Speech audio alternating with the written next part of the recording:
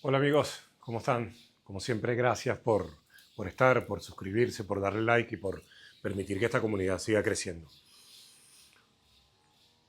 Todos nos preguntamos, todos, ¿por qué la Vinotinto no puede jugar mejor? E inmediatamente encontramos una cantidad de soluciones mágicas, ¿no? O las leemos, o los jugadores no son tan buenos. Hace falta un psicólogo.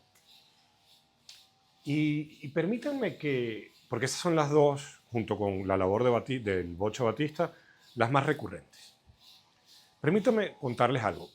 El día sábado, porque mañana publicamos un episodio de A Tres Toques, el día sábado voy a estar publicando aquí en el canal una conversación con alguien que yo quiero mucho, que es así como mi padre futbolístico, que es Martí Perarnau. Hablamos de muchas cosas, sobre todo de su nuevo libro, que es El fútbol y su filosofía. Libro recomendable totalmente. Pero en un momento dado llegamos a hablar del Manchester City y de esta temporada que no fue nada buena para el equipo de Pep Guardiola.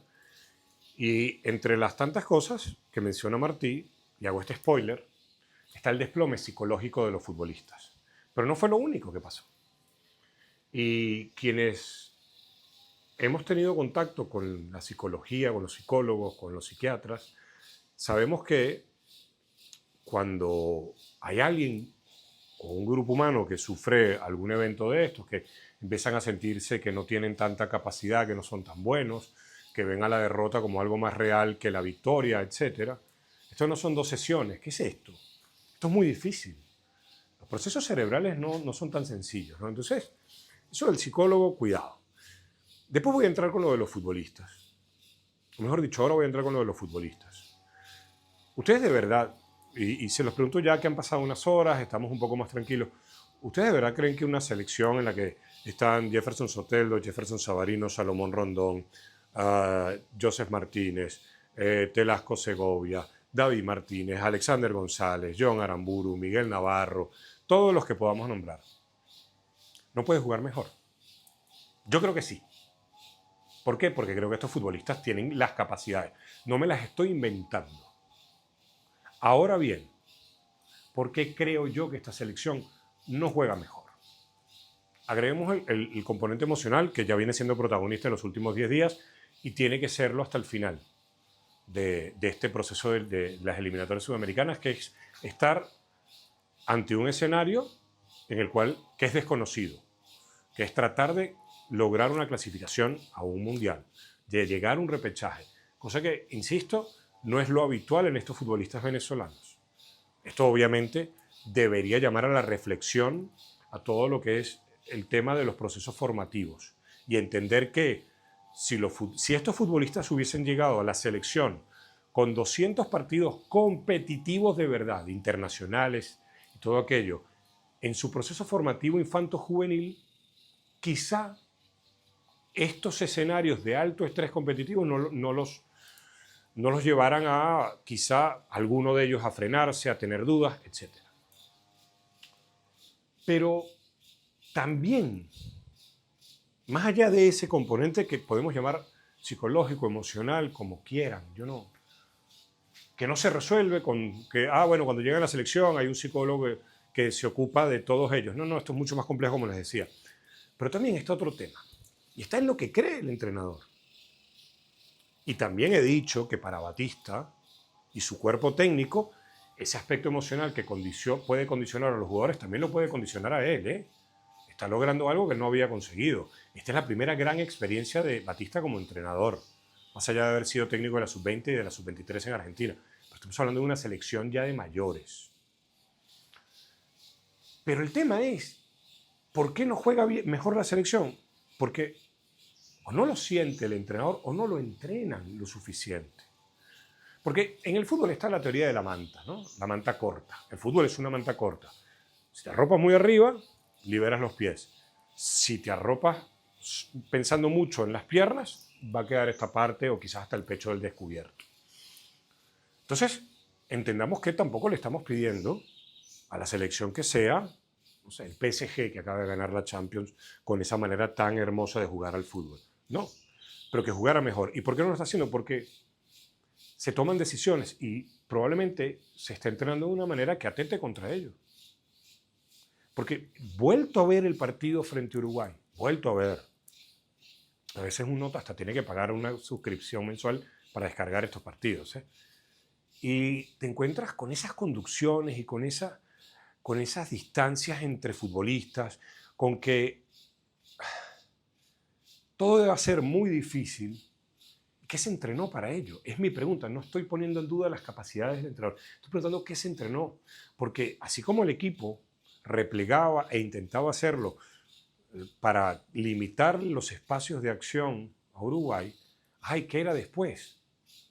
Porque la rueda de prensa previa al partido a mí me dejó frío y hoy en día me deja con algún malestar mayor.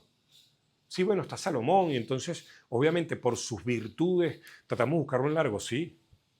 Es obvio que es una virtud y es obvio que una posibilidad cierta, porque además Salomón demuestra que con muy poco se genera ocasiones de gol. Pero si el equipo está permanentemente, en el caso de Uruguay, que David Martínez esté muy retrasado, que Soteldo esté muy retrasado, que los laterales además no salgan, que los centrales no empujen al equipo a salir un poco, entonces, ¿qué estamos haciendo? Eso no es jugar al fútbol, perdóname que se lo diga, porque jugar al fútbol implica las dos fases de las cuales siempre les cuento. ¿Qué hacer cuando tienes la pelota y qué hacer cuando no la tienes? Entonces, yo entiendo que Batista haya pensado un partido para aguantar un poco a Uruguay, que se cansara Uruguay y a partir de ahí generar. Pero la lógica dice que Uruguay no se iba a cansar. ¿Saben por qué?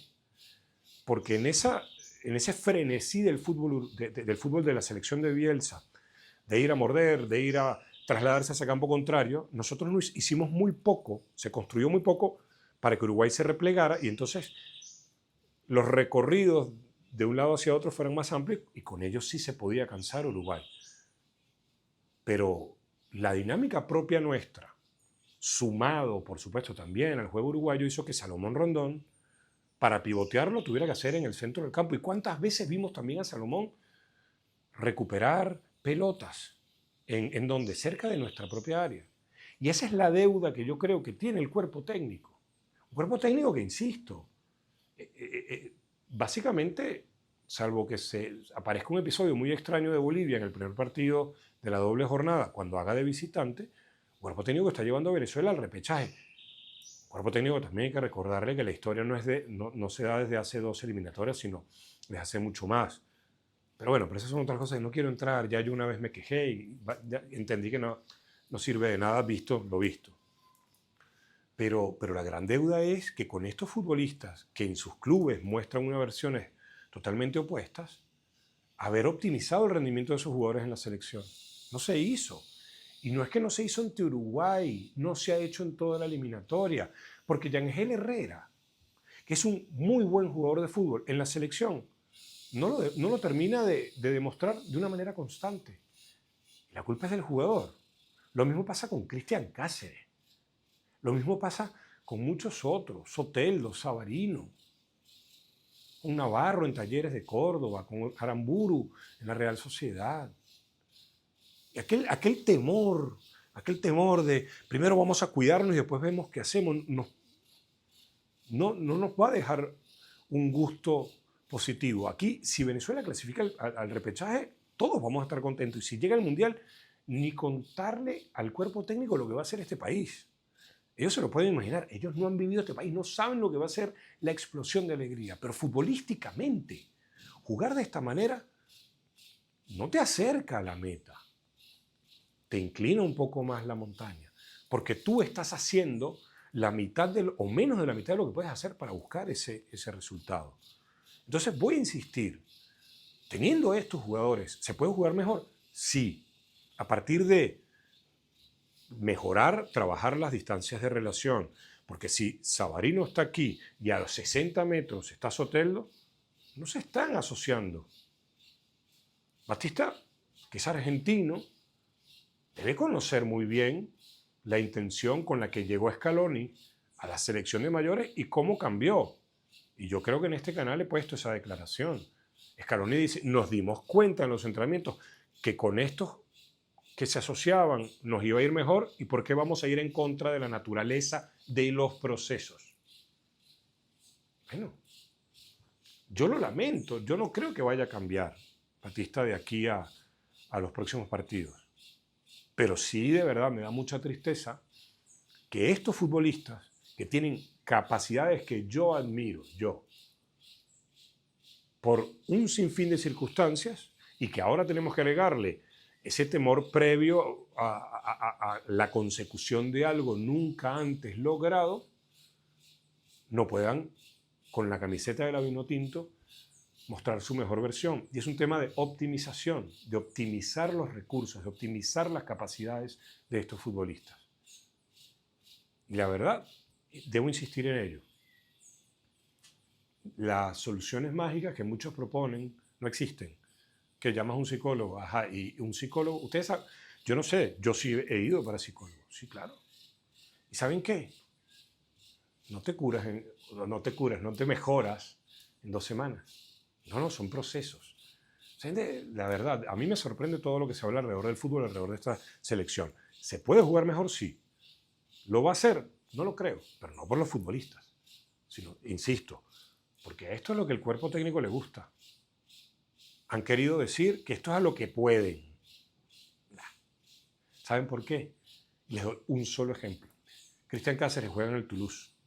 El entrenador de Cristian Cáceres estuvo mucho tiempo en el Fútbol Club Barcelona. Tiene una idea de juego y una manera de entrenar el juego muy afín al Fútbol Club Barcelona. Los rondos, los juegos de posición. Cristian Cáceres es titular con ese entrenador, porque Cristian, cuando llegó, empezó a entrenar, tiene capacidades, tiene cualidades y mejoró su juego. Ah, pero en la selección no lo puede hacer.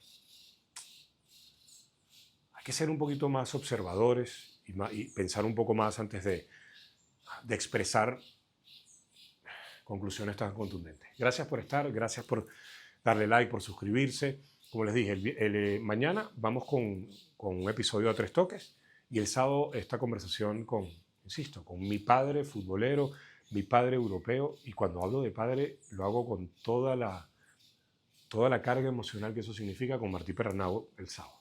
Gracias.